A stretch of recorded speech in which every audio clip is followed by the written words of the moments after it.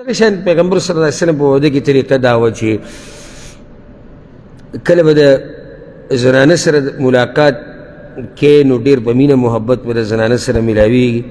او ځکه امام احمد یو روایت راوړی دی، اسما بنت عمیس رضی الله عنها وی کله چې عایشه رضی الله عنها تیاره کړی شوه د پیغمبر صلی الله علیه وسلم ملاقات ته، نو وی زه په هغه زنانو کې وم چې عایشه رضی الله عنها یې تیاره کړه. او دې نه دا راووته چې دا یو طریقه ده چې په دغه ورځ ناوي ځان سینګار کړي، دا په شریعت کې شتي. او دغه شان کوم هلک چې واده کوي د ځان صفا را صفا کړي، بس نور څه پکې خوښ دي.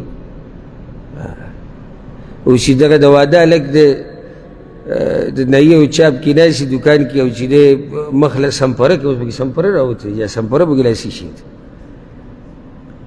دا وله مږي او بیا د دې دا ډوغلې وله پټۍ، او بیا چې دی دا وله بیا داسې دا رنګي وله لږ سره کړي، شي چې نصیب د جنۍ سره به میلاو شي. سهار له چې مخ ووینځي هغه ډوغلې موغلې هر څه بیا راښکاره شي. ته ځان ښایسته که په څه باندې؟ په دې ږیره باندې. دا ږیره ده په دې مخ باندې سړی به سم ښایسته کړي. د سړي ښایست د واده دپاره ښه ښکلی ولامبه عطر ولګوه، ښه مزېدار، ښه قیمتي، ښه مزېدارې کپړې ځان له جوړې که، او ډېر غوره رنګ پکې سپین دی، او دا ږیره ښکلې منګز که، ویښته برابر که، بس دغې ته ښایسته سړی وي. نور پکې اخوا شي که نور اخوا څه شتي؟ نن سبا چې هلکانو کې مې قیسې جوړې کړي دا نشتي، بیا ږیره خرایه، دا خو شریعت خلاف دی. او یا کپړې د شریعت خلاف جوړو، دا خو ګناه ده. نو الله دې دې حالتونه موږ ساتي.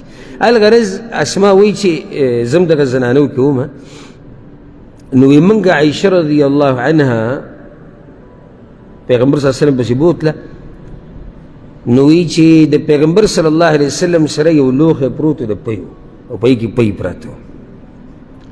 د دې بعضو دا مطلب دی چې دا مینه محبت او دا داسې قسمه ښایسته خبرې دا به موږ د انګریزانو نه او د فلمونو نه اورو.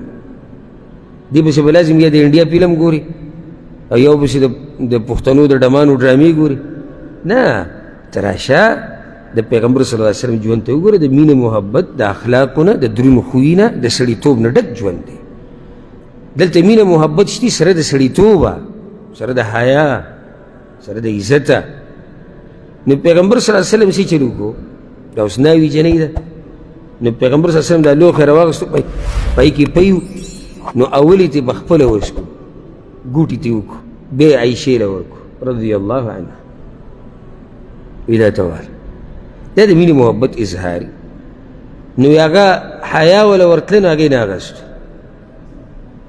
نو یې موږ ووایي چې لا تردي ید رسول الله صلی الله علیه وسلم، د پیغمبر صلی الله علیه وسلم د لاس پی مو واپس کو والتې. نو یې واخیستو، خو علی حیاء، د ډېرې حیا سره.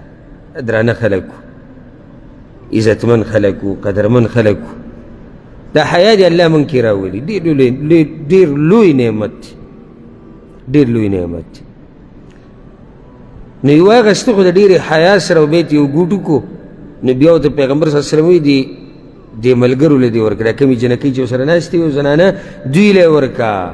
وایي موږ ورته وایي زموږ ورته زړه نه کېږي. وی پیغمبر صلی الله علیه وسلم وی چې لا تجمعن جوعا وکذبا، دوه خبرې مه جمع کوئ یو ځای.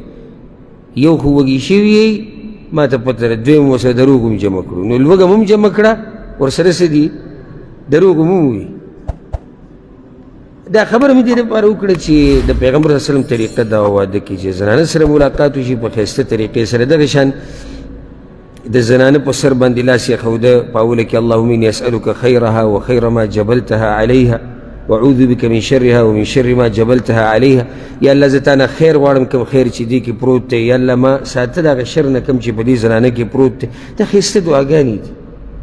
بلکې بعضو سلفو دا مستحب ګرځولي دي چې 2 رکعته لمونځ به کوي هلک او جنۍ.